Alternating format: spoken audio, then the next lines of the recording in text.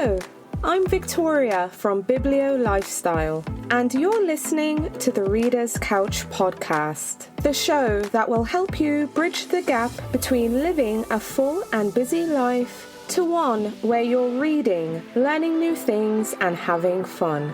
Today's episode is a Get to Know Me Chat Trio edition because I'm joined by two fantastic content creators who are also in the bookish space. Plus, I'll be collaborating with them more in the year ahead, so I want you to get used to these voices and names if you don't know them already. I'm so happy to be collaborating with Cindy Burnett from the Thoughts from a Page podcast, and Amy Clark, who runs the Mom Advice blog and hosts the Book Gang podcast. So last year, I was introduced to Cindy by Kelly, who runs a fabulous bookish Instagram account under the username kellyhook.readsbooks. And Kelly was also so kind and gracious to host a session at the Epigraph Literary Festival. Now, after chatting with Cindy on her podcast, Thoughts from a Page, she recommended that I connect with Amy, and the rest is history. So, like I said earlier, I want you to get used to these voices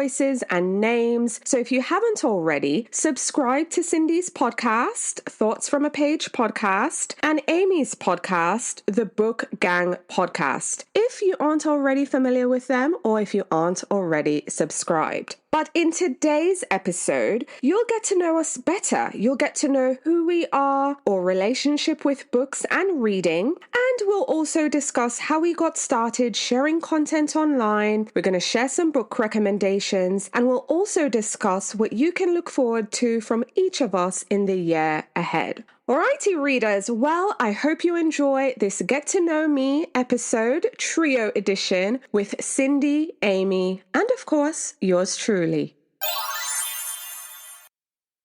Hi, readers. I'm Victoria from Biblio Lifestyle and the host of the Reader's Couch podcast. Today, I have two bookish friends with me. I have Cindy. Hello, I'm the host of the Thoughts from a Page podcast. And Amy.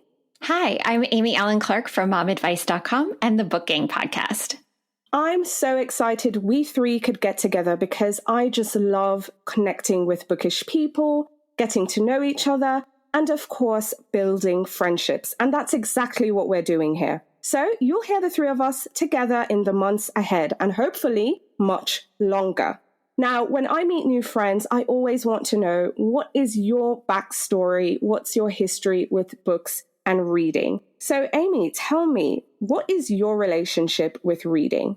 Well, when I was a kid, we had a bookmobile that would visit on the corner of our street. I have so many good memories of grabbing a paper bag and just filling it with books on the days that they would come. But I've always found books are a great connection in my life. I'm socially awkward and I rely on books a lot for facilitating relationships. I had a really special bond with my dad, though. He worked a factory job, so it was always challenging to spend time with him. But one commitment he made to us was that he would always take us to the library. And he worked swing shifts. And anyone who has ever had a parent that works swing shift, it's really hard to make time for each other when you have such unusual work schedules. So I'm really, really grateful that he cultivated that in me. I always look forward to the library visits. It's something we continue to build on as I'm an adult now. I often text him and ask what he's reading, or he'll text and send me book recommendations. So I'm really, really lucky that that has been a big part of my childhood. What about you, Cindy? That's so interesting, Amy, that you mentioned that about your parents, because I think that's where I got my love of reading as well. My parents both loved to read and would always make sure we had plenty of books around and chat about books and all of that. We moved a lot when I was young, so we were always someplace new. And it was nice to just have the comforting companion of the same books and know I was comfortable with that. But I've loved to read since I was little. I can't remember a time that I didn't love to read. Same here with me. The difference is it was always my grandparents. My grandparents prioritized books and reading.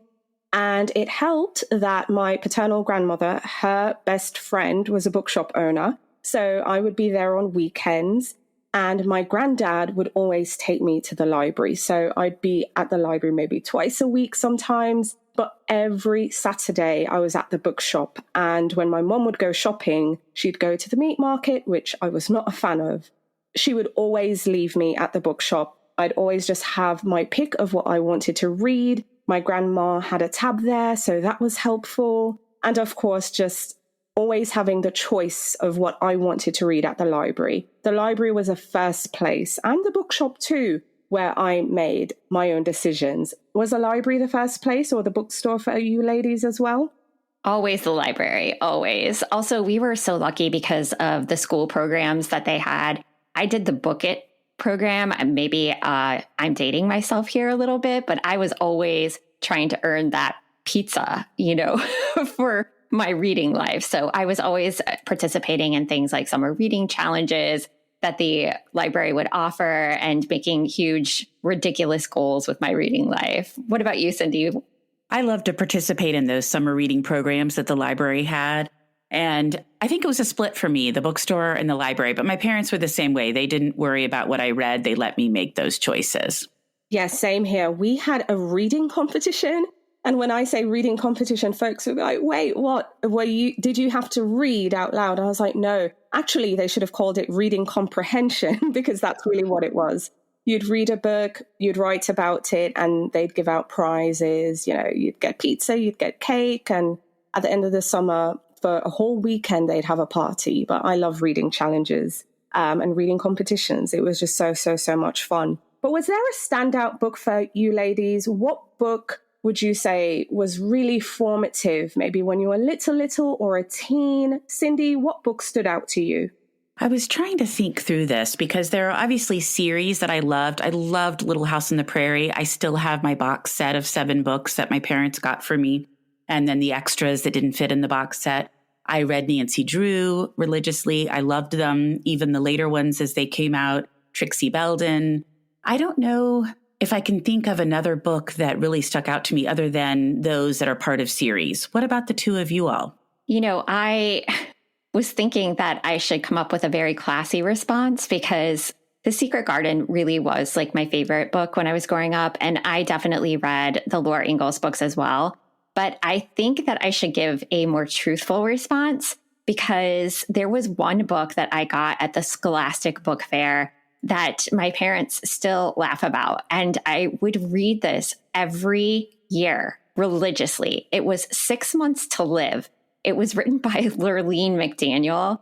And if you thought that there couldn't be a sequel to this, there was a sequel because she does go on and live, in case you were worried. But the blurb of it, I had to look it up. There is a copy of it at Thrift Books. I'm kind of tempted to buy it. It says 13 is supposed to be a great age, dances, cheerleading, boys, but she never thought it would also include cancer. Dawn Rochelle is about to face the toughest fight of her life, a fight she has to win. Otherwise, she only has 6 months to live. So I feel like this really says a lot about my reading personality. I still like to be devastated by books. I'm not afraid of sad girl books. And I think this was just a start to my sad girl era. So I just want to give a shout out to any readers who love a good angsty read. Okay, that's too funny. And I love The Secret Garden as well. That is such a good read. See, that's what I was going to say, The Secret Garden. This is too funny. So my nan was an avid gardener. She had a green thumb. To be fair, both my grandparents did. My granddad, he focused more on produce and vegetables and herbs and that kind of thing. But my nan had an envious rose garden. So folks would come all around just to come to the garden, just to see them. She'd sell some. So I guess you could say that was her side hustle, though I don't think side hustle was a word back then. But she had just beautiful, beautiful roses, many varieties, many colors. I think the second close one would be lilies. And, oh man, what was the other one? I can't remember now. But I used to imagine going in her greenhouse was The Secret Garden. That book absolutely captivated me. And she had a really, really big greenhouse. And Alice in Wonderland, that was huge because of the tea parties. I like the idea of that because, again, my nan would have folks round for tea. She was head of the Women's League, so she would be organizing tea parties and all these things. So those books were really, really formative. But I have to say, Enid Blyton, those were independent choices of mine. I mean, I think I was gifted the set, but those were books I read that she had no opinion on. She had never read them. So these were all me. Though rereading them nowadays, I have to say, it's a bit problematic, but I still have fond memories of boarding school because it kind of prepared me of my schooling as well. So I read Jane Austen in high school, Pride and Prejudice, and that developed my lifelong love of her. And I reread that book probably every other year. So I will say that starting from high school on, Jane Austen is probably one of my very favorite authors. Ooh, see, I'm the opposite. I love a Bronte. I'm with you. I love those dark, dark books. Gothic, eerie, Turn of the Screw, Henry James, high school. But I have to say, Rebecca. Rebecca was always a standout. That's the book I read every 2 years. But I do love a Pride and Prejudice. I'm not hating, but I'm a Bronte girl. That is okay. I'll forgive you. So now that I think we've shared a bit of our backstories, I'm really curious about how we got to this place in terms of sharing bookish related content online, reviewing books, giving recommendations, making guides. I mean, we three really do it all. Amy, how did you get into the bookish space and sharing book related content online? So I've been a content creator for 20 years, which is so weird. Like when I think about how that all got started, but I actually started as a blogger and I didn't focus on books. I was in DIY, craft, food, that kind of thing. And I guess it was around when my daughter was a newborn, I realized that I had really lost my love of reading. I didn't spend any time doing it. And I was nursing. So I was trying to figure out a way that I could get reading back into my life. So I started a book basket that I sat next to my glider. And I would, read while I had all these nursing sessions with my daughter. And I realized that, when I would share about books, I felt like people just came out of the woodwork. They wanted to talk about it. This was a time where people were just sitting around on websites and we were, having these really great conversations back and forth. And I guess when I really took off with book content was around 2014. I decided I was going to start a book club and it was going to be hosted on my blog. And I was looking back at the site to see who it was that I had asked initially. And it was Charles Belfour, and he wrote a book called A Paris Architect. And I was like, I wonder if, we could get him to talk to us about the book. And I started hosting authors on the space there. And then it evolved from there. I did a Facebook group for readers. I moved our book club discussions over to that platform. I hosted a reading retreat. And then in 2020, I was looking to kind of evolve my space because I was facing some medical challenges and I needed to figure out a way where I could move into a different lane. Honestly, reading is great because it puts your body in a state of rest. And when you are battling something, you really need to be mindful of how you use your energy. And so I was like, I wonder if I could perhaps start a podcast and niche out through that. And that's really how it began. I did not realize that this was going to be something that I would really take seriously, but it has been a wonderful way to transition. And I think it's a great thing for my audience too, because, my son is 21 now and I'm not sitting on websites. I'm actually listening to a lot of podcasts. So it really made sense to move my space in that way. I love that. What about you, Cindy? Well, I was a lawyer and I practiced until I had my third child, who's now 18. And then I took a break, did volunteer work, and was trying to figure out where I wanted to go after that. I didn't really want to practice anymore as a lawyer. And I just couldn't figure out exactly what it was I did want to do. And one day somebody mentioned to me a Facebook group. I was on Facebook, but I didn't even know anything about Facebook groups. And this was probably 2014, 2015. So I joined the group and realized, there's all these authors and you could interact with them there. You could review books early. It opened up this entire new world to me that I didn't even know existed. So then I established Instagram and it's just kind of slowly snowballed from there. I started writing book columns. I started my literary salon. And then eventually during COVID, I am a doom scroller. Like when things are super stressful, I have high anxiety levels. And my husband's like, you need to figure out something to do other than just constantly scrolling through your phone and telling me all the bad COVID news. So I started looking around and I thought, well, I love to interview authors for my salon, and I would interview them for the bookstore that I worked at a lot. And so I thought, well, I'll try podcasting. So I launched into the podcast. It was just kind of one thing after another. I feel like a little ball rolling that just kept getting bigger and bigger as things got added to it. That sounds similar to my story as well. And the one thing I've gathered from all three of us so far is transition. We were going through transitions in our lives because I was going through a transition as well. I had made the decision alongside my husband to move to the States permanently and move here full time. And we moved a lot, mostly for his job. At one point, he was moving for me. I moved for him. So it's fair to say, it was my turn. Now it was time for me to move. So when I moved to the States full time, I had no friends. I had a career I loved, which was in healthcare. I worked in radiology, absolutely loved it. But moving healthcare to the US, moving that profession wasn't as easy as I thought it was. Surely wasn't as easy as he thought it was. And I was just in a place of, well, what do I do? Do I go back to school and, start all over again? Or do I take this opportunity as an opportunity to do something new? So that's what I decided to do. So it was great to kind of stay home, be available for the children. But then I was able to explore my pursuits. And the one thing that kept coming back over and over and over again was books. Because in my downtime, when I was working full time in healthcare, I would always sneak away, go to a reading, go to a book fair, go to a festival, speak with authors. And now I had all this time to do just that. So it started with an Instagram page in 2017, which then evolved to a newsletter, which evolved to a blog,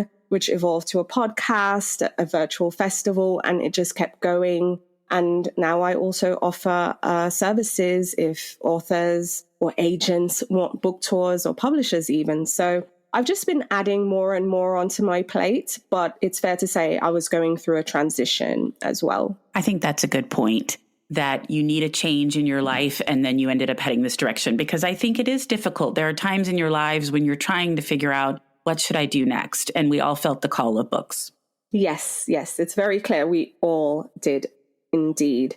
But with that, right, with posting book content online, having a personal reading life beforehand, how has your reading changed, Amy, if any, since posting content? Has it enhanced your reading life? Are you reading more? Are you reading less? Are you reading what you want to read, or are you reading to make content? Yeah, I think it would be dishonest to say that having a podcast doesn't change your reading life, at least for me. The focus of my podcast is debuts, backlists, under the radar books. So I am always looking for books that people haven't necessarily been introduced to. And I specifically make requests for authors that have smaller publicity budgets, because I feel like we all kind of know the big buzzy books that are coming out, but it's harder to give time and resources to someone who may not have a huge marketing budget, that's not as well known. And I do spend a lot of time trying to find voices like that. It's something I had talked to about with you, Victoria, but I do spend some time on TikTok curating books that I see, and I bookmark creators and authors that I think bring new things to the table. And often that kind of naturally shifts my book stack because I'm looking for those kinds of things. I also just would say that I feel like this has been a good challenge to read more diversely. I don't want to only focus on one particular kind of genre. I want to be really aware of that. And I'm also looking for authors that are BIPOC authors so that we can have good diversity as far as representing lots of authors from lots of different lives on our show. What about you, Cindy? I think having the podcast has definitely changed the way I read. I feel like I have been exposed to so many more authors in a great way. I get pitched a lot more books. I have encountered a number of authors that I wouldn't have, I think, without the podcast. Because even having Instagram, I felt that was helpful in the book columns. But really, when I added the podcast was when I started getting on so many different publisher emails. So then I get pitched things that I would not have been pitched before. And so I read much more broadly.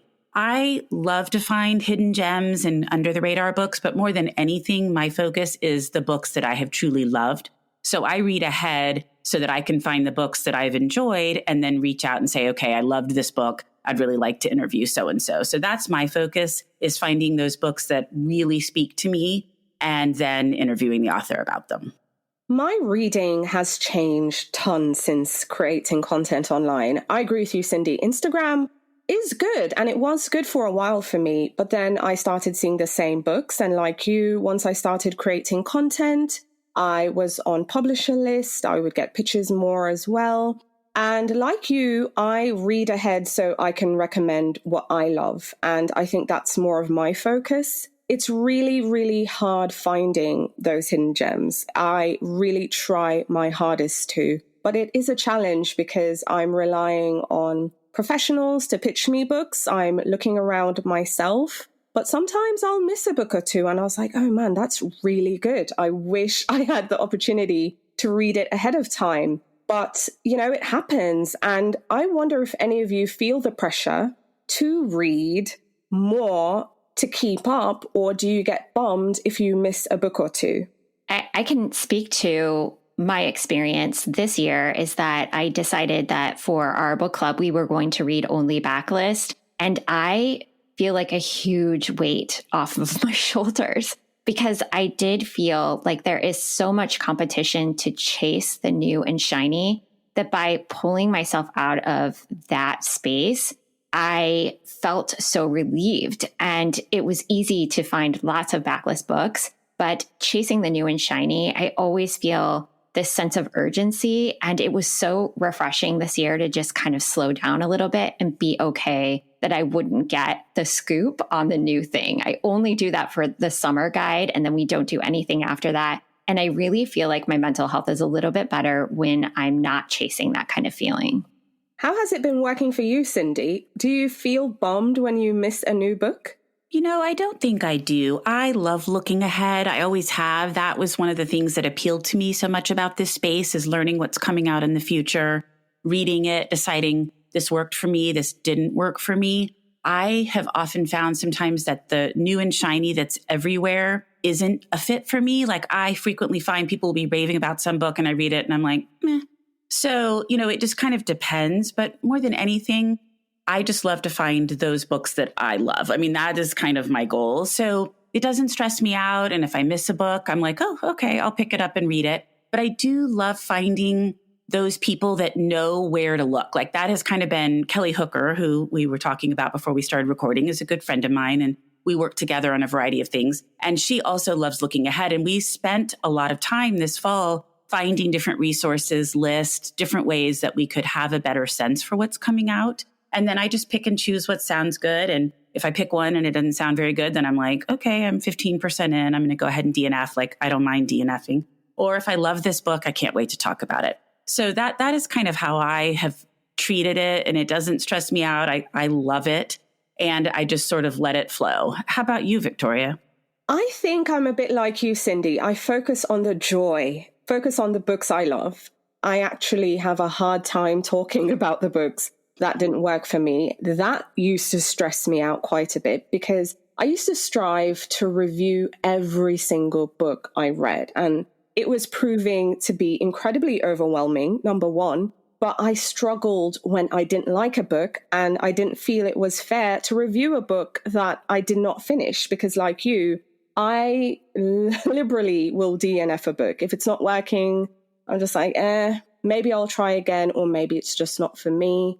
But no, I don't feel the pressure. I look ahead.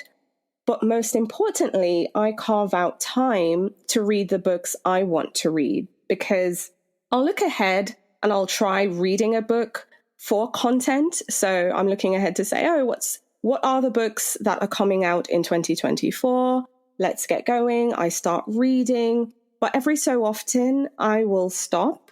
I'll look around and I was like, well, I haven't picked up this book that has been on my shelf forever, or I wanted to read this author. Let me get started on their backlist. So I think I've done a good job of balancing what I want in a given moment while also reading ahead, which I do select the books I choose to read ahead. But if I'm being completely transparent, reading ahead, looking ahead, it's purely for content. Whereas when I look at my bookshelves or I'll look for a particular author that's been on my to be read list, whether it's reading their entire catalogue or just revisiting a book like Rebecca, Pride and Prejudice, Turn of the Screw.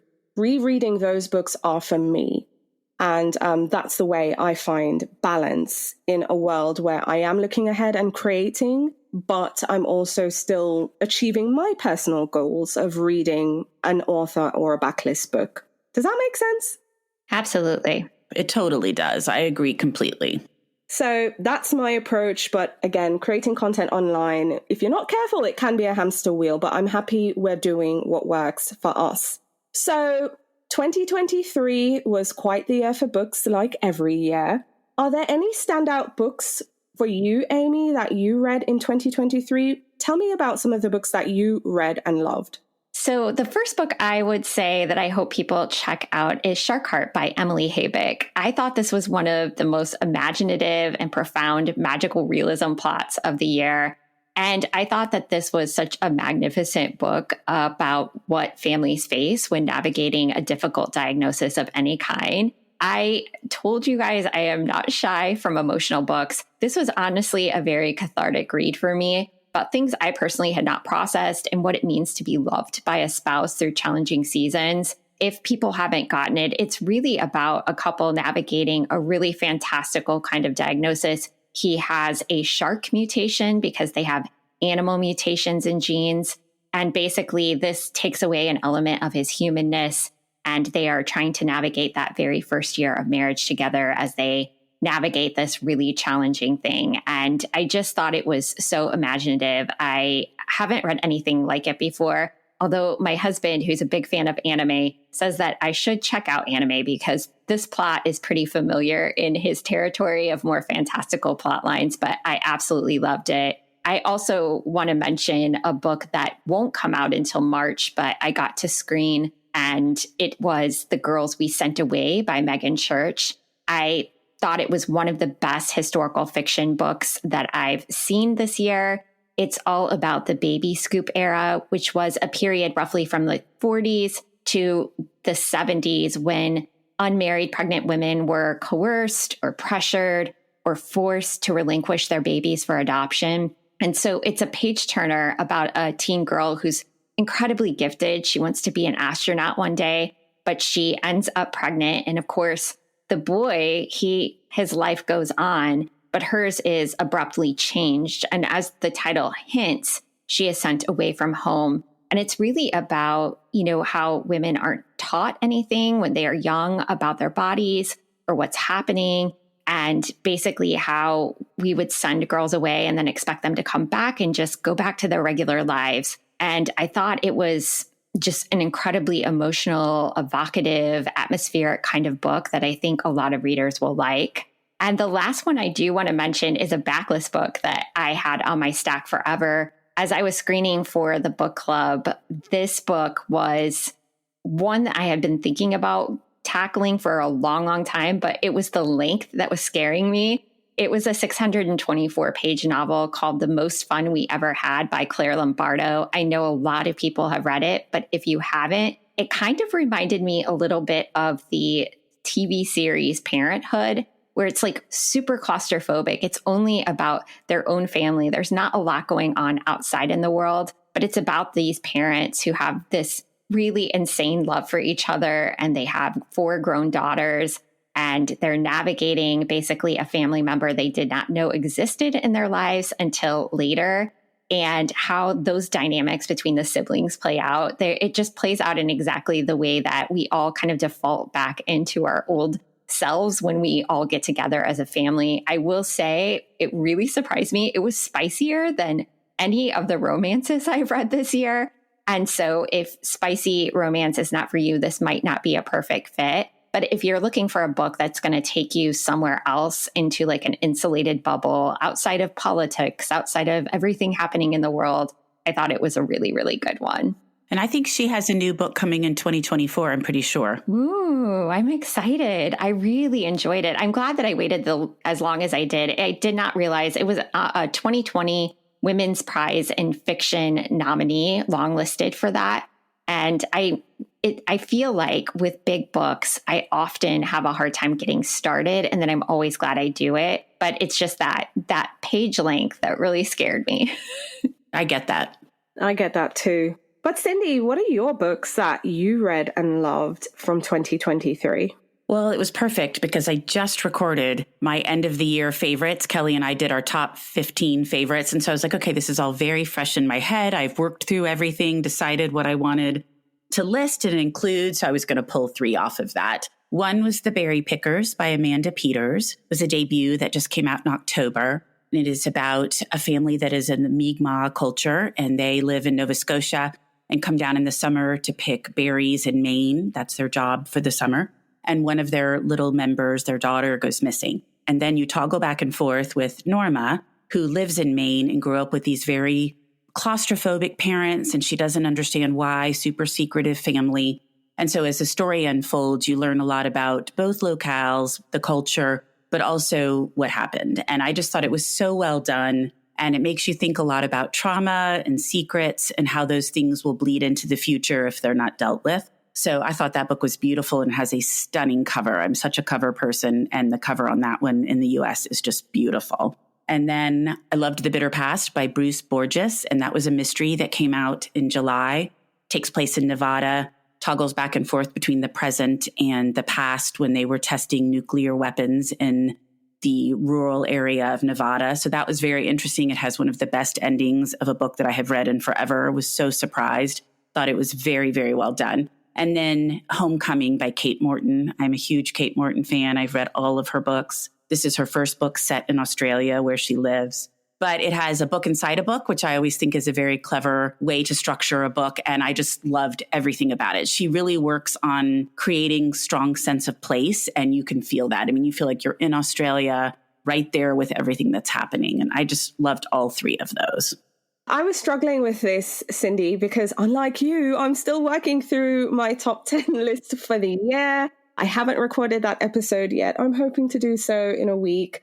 But I was thinking about this one book in particular that I read earlier this year, really, really early. I think it was probably one of the first books I read in 23. And it's I Could Live Here Forever by Hannah Halperin.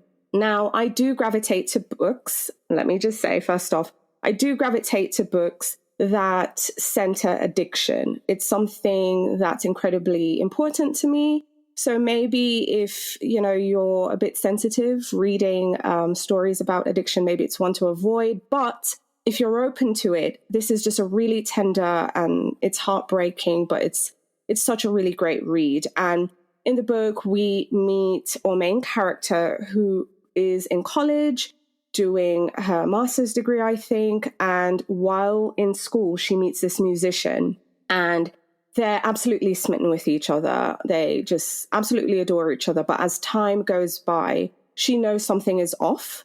And he eventually tells her that he's a recovering addict.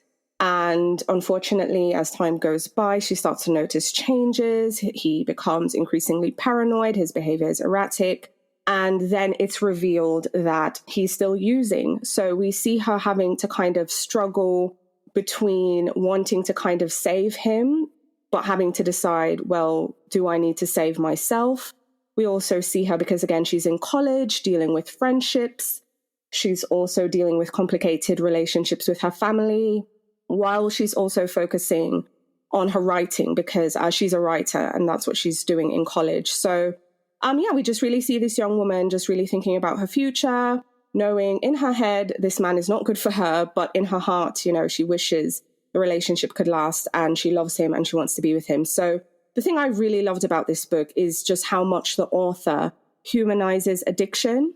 And I felt she wrote both their stories with real compassion and just real tenderness, I think this book would be good for Sally Rooney fans, maybe. So any fans of maybe Normal People, or J. Courtney Sullivan, Friends and Strangers. I think you would appreciate this book, and that's I Could Live Here Forever by Hannah Halperin. On the more fun, I guess you could say, and lighter side, although this one is a thriller, I'm still thinking about The Last Word by Taylor Adams. And because we are book people, we see a school teacher, just an average person, reading a book and leaving a public 1-star review. The author reaches out, tells her, hey, you need to take it down.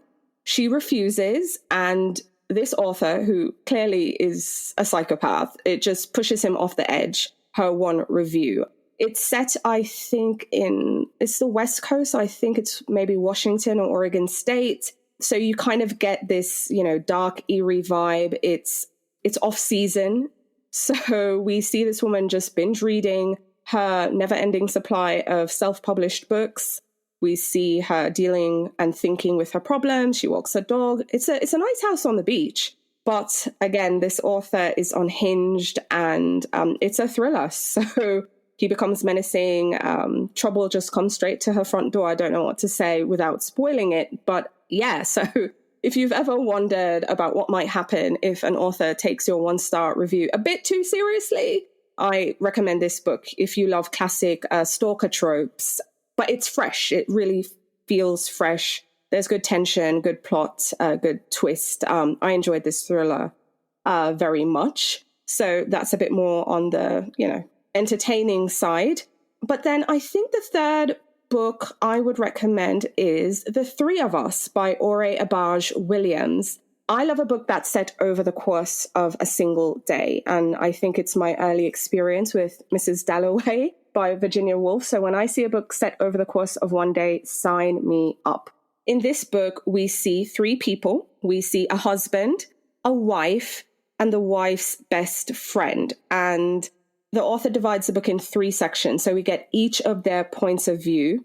And essentially, we see them fighting for her attention and the long-standing tensions between the husband and his wife, and then also the best friend, just kind of come to a head. We see the wife grappling with being a mother, whether or not this is something she wants to do or if society wants this from her.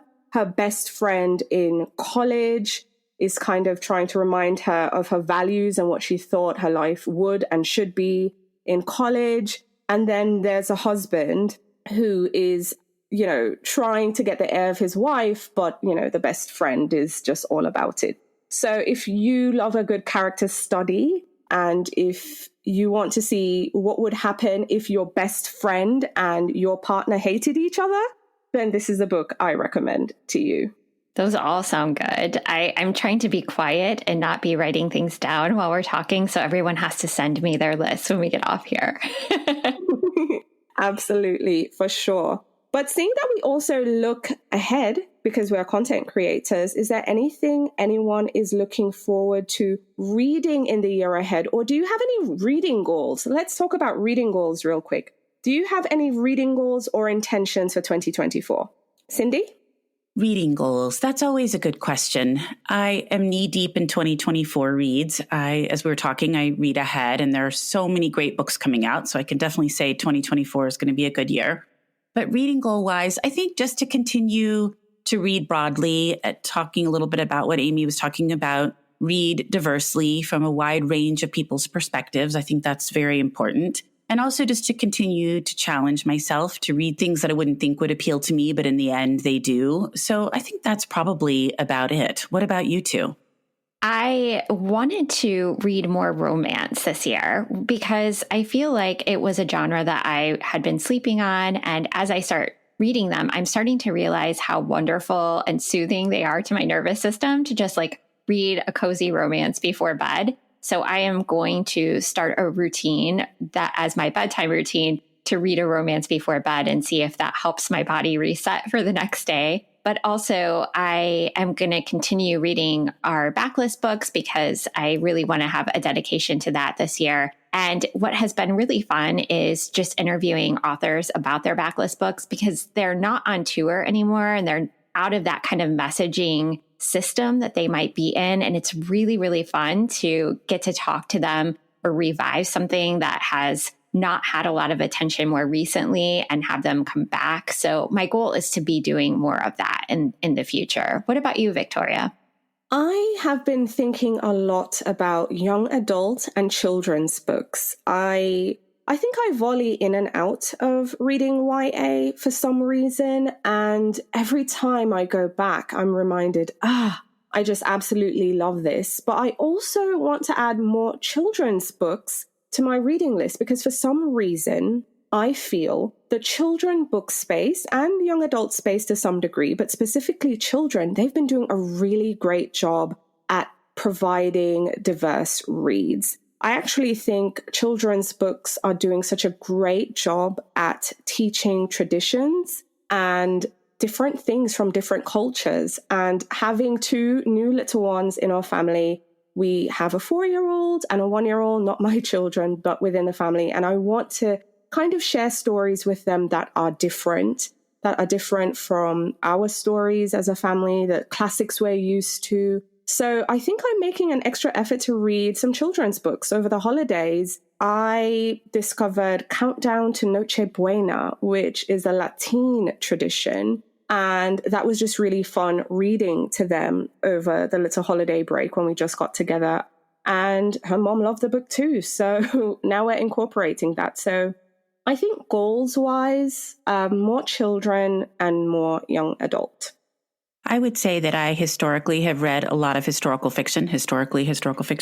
And I haven't as much recently. I feel like just with everything going on, the thriller space is so large. There are so many good books coming out that I have really read a lot more mysteries and less historical fiction. So one of the things I'm making a concerted effort to do is to make sure I'm picking up plenty of historical fiction because I love it. And I feel like it is so entertaining and I learn so much.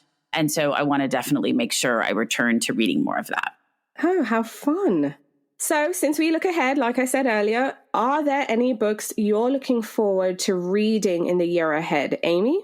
Yes, I have 3 I'm really excited about. One is called The Dissonance by Sean Hamill. He is an author that I think is one of the best in the horror genres. He wrote a debut called A Cosmology of Monsters. If you haven't read it, it's amazing. And he has a book coming out in July. And this is a fantasy with a mixture of The Magicians and It. So if that sounds appealing to you, it's about 3 high school students who were students of this eccentric professor, trained in a secret system of magic known as the Dissonance, built around harnessing negative emotions like alienation and anger and pain. And then 20 years later, something between these 3 happens and it shatters everything that's going on. So they're summoned back to Texas years later, where they have to confront their past and grapple with the dark magic of the Dissonance. So I'm already on board with this one. The second one is A Letter to the Luminous Deep, which is by Sylvie Catherall. This is the Sunken Archive book number 1, and that comes out in late April. It was recommended for fans of A Marvelous Light and TJ Klune. So this debut is supposed to be a cozy fantasy, and it is described as basically a discovery outside of the window of an underwater home that prompts a reclusive person to begin a correspondence with a renowned scholar. And the letters that they share are filled with passion, at first for their mutual interests, but then they inevitably end up being for each other. And together they uncover a mystery from the unknown depths destined to transform the underwater world they both equally fear and love. So basically, a year later, this sister comes and this brother stumble upon the mystery of their siblings' disappearance with letters, sketches, and field notes that are left behind, and uncover something about their siblings that they did not know before. So I'm on board with this one. And then the last one I want to mention is The Great Divide by Cristina Henriquez, coming to bookstores in March. And this is the author of the book of Unknown Americans, which I got to interview her about that book, and I still remember it as one of my favorites. This is described as an epic novel of the construction of the Panama Canal, and it's about the stories about the people that helped make this. We're exploring lives of activists, fishmongers, laborers, journalists, neighbors, doctors, and they say soothsayers. So people that are rarely acknowledged by history, even though they carved out the course of that. So those are 3 I'm really excited about. What about you, Victoria? So I, again, struggle with, okay, what books do I want to share? So I decided to focus on authors I love and who have exciting books coming out. So one author I'm really excited about is Rachel Khong. Her new book is entitled Real Americans. Maybe folks remember her from her, I think it was her debut, or maybe not. I think it was her second novel, but it was Goodbye Vitamin. And now she has a multi-generational epic about identity. It's over 3 generations of family. And I love her writing. Goodbye Vitamin was just so good. It had an Alzheimer's story at the center, I remember, because I think I've reread that one 3 times now. I am going to revisit it before her new book. But Real Americans, Rachel Khong. I think maybe one of the most anticipated books of 2024 is going to be Wandering Stars by Tommy Orange. Tommy Orange is known for his bestseller, There. I think he was a Pulitzer finalist for that book. It was a really, really big deal. It's dubbed a modern classic. But now his new work is Wandering Stars. That comes out in February. So I'm looking forward to reading that as well. And in terms of horror, I think there's this one author who is doing something different. It's not very traditional, but I just really, really appreciate his work. And that's Stephen Graham Jones. His new book is The Angel of Indian Lake. I think that book comes out in March. And it's the 3rd book in a trilogy, although I should say each book can be read as a standalone. Book 1 is My Heart is a Chainsaw. Book 2 is Don't Fear the Reaper. And book 3, which comes out in March, The Angel of Indian Lake. And it's the Indian Lake trilogy. He's just really doing something different with horror. I love his work and I look forward to each of his books. So I would say those are the 3 I'm looking forward to. What about you, Cindy? Okay, you guys in the horror. I am such a wimp. So you describe those and I'm thinking, yeah, no, I can't do that. I'd never sleep again. But it's such a popular genre. It is. Yes. But the Tommy Orange, Real Americans, and The Great Divide are all 3 on my list. I have them here and I can't wait to read them. And then the 3 I'm going to talk about are actually ones I've already read because I loved them so much. I wanted to just go ahead and mention them. And the first is The Husbands by Holly Gramazio. Comes out in April. It's a debut. And a woman comes home to her flat in London one day and she walks in the door and someone says, "Hey, honey." And she's like, "Who the heck is this? I live by myself." And she finds out that it is a husband, her husband, that she didn't know existed. So she's trying to wrap her head around all that. She's freaking out. He goes up into the attic to grab something. He comes down, a different husband. So every time the guy goes up in the attic and he comes down, it's somebody new. So I was so curious where this story was going to go. I thought it was such a clever premise. And I thought after 100 pages, am I going to be going, I'm really tired of this premise. But she really takes it in some fascinating directions. And it's a thought-provoking story. And I just loved it. And I cannot wait for everyone to read it. So that's the first one. The second is Northwoods by Amy Pease. It's a mystery that comes out in January. And Victoria, you were talking about addiction. And the interesting thing about this detective that is solving the crime is that he is an addict. And she really inhabits what that is like for him so vividly. I read it and then my husband read it and we both talked so much about it because she just makes you understand what that addiction is like for him and how hard he has to fight to try to not drink. So I thought that was really well done and a little bit different for the beginning of a mystery series. I thought it was just beautifully, beautifully done. It takes place, I think, in Minnesota. The crime is a really interesting one. The mystery is really interesting. And then I liked the add-on of the police detective being an addict. And then the third is The Turtle House by Amanda Churchill. It comes out in February and it toggles between Japan right after the war, World War II, and Texas in the late 1900s. And a woman who is an architect in school at the University of Texas has dropped out. Her grandmother, who had immigrated from Japan, is living with the family. They're both clearly going through a lot of trauma and drama, and they spend all this time together working through what's happening for them. It has one of the most stunning covers. I've met Amanda at a conference in the fall in Denver, and she is delightful. It's another debut. And I just can't wait for people to read it. I actually picked it as one of my early reads for my Patreon group because I loved it so much. Oh, that is so exciting. I love all these books. Like Amy was saying earlier, I was trying hard not to be rustling for paper here to write those down, especially the one about different husbands. Man. Yeah, it's really clever. It was another one that they were really hyping at that conference in the fall. And I think it's going to be a huge book. Oh, it sounds like it. It sounds like it. Okay, so in closing, first, of course, I want you to tell readers, remind them where they can find each of us, but what are you doing different, or what can readers look forward to from you on your respective platforms? What are you doing, Amy?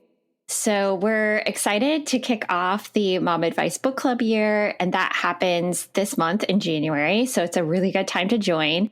You can visit the website, which is momadvice.com, and discover all 12 selections, which is honestly a huge undertaking to pick 12 books at the same time. But it will give you the opportunity to meet the guests who will be joining for recorded fireside chats, or you can head to the Book Gang Patreon just to sign up. It's a $5 a month membership. And we have guests that are topic adjacent, like we have authors sharing on their parallel storylines for their backlist books, or we have people who have personal experiences with book club topics at hand, or we even have creators with weirdly adjacent life experiences or niches that we are inviting to come on. We also have very, very wonderful guests that have personal family stories that intertwine with our book's themes. We really want to make this a personal year so that when you dig into a backlist book, you have a new experience with it, even if you've read it before, or even read it numerous times. So every month we're going to be changing things we used to do, just a type chat. This year we're going to be doing a Zoom discussion of our books and hosting an after party post for anyone who's unable to participate in the video. So you can join in a type thread if you're not able to hop on. And I really, really hope you'll come hang out with me monthly. I would be so honored to usher you into our warm community. We have a really, really amazing group. Sounds really exciting. What are you working on, Cindy? Well, I've been scheduling authors because I'm looking forward to more author conversations about some of the books we were just talking about.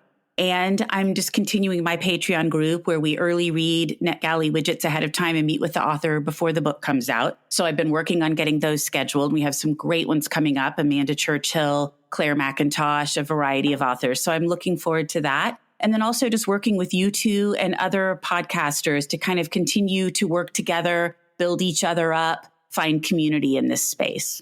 I think that's the thing I'm most excited about, doing this with you two and just meeting new people in the bookish community. I have to say, content creation can get isolating. So it might sound, so fun and exciting, writing the newsletter, doing the blog, the podcast, the festival, which, by the way, the festival will be looking different in 2024. It's still going to be fun. The happy hours that we're known for, we just might be having a bit more of that, because I think readers more than anything want to hear from other readers. We love hearing from authors, but I think the plan for 24 is to make it more reader centered, which is going to be very exciting. But the thing I'm looking forward to the most is connecting with more readers and having more conversations with you two, Amy and Cindy. Yes, I'm so looking forward to this. And now I feel like my answer was lame because you guys are talking about us being together. And I'm like, here's what I'm doing.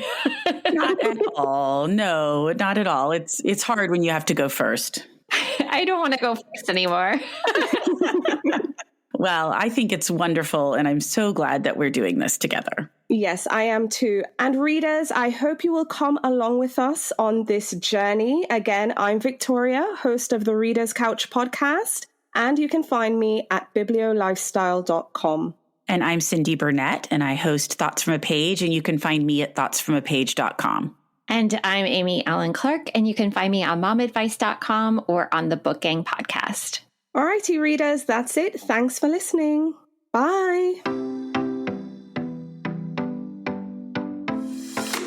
Thank you so much for listening to the Reader's Couch podcast. Please subscribe to the show, share it with a friend, and take a few seconds to leave a rating and review. Until next time, stay lounging, stay reading, and whenever you're in doubt, go straight to your local bookstore or library. Thanks again for listening, and happy reading.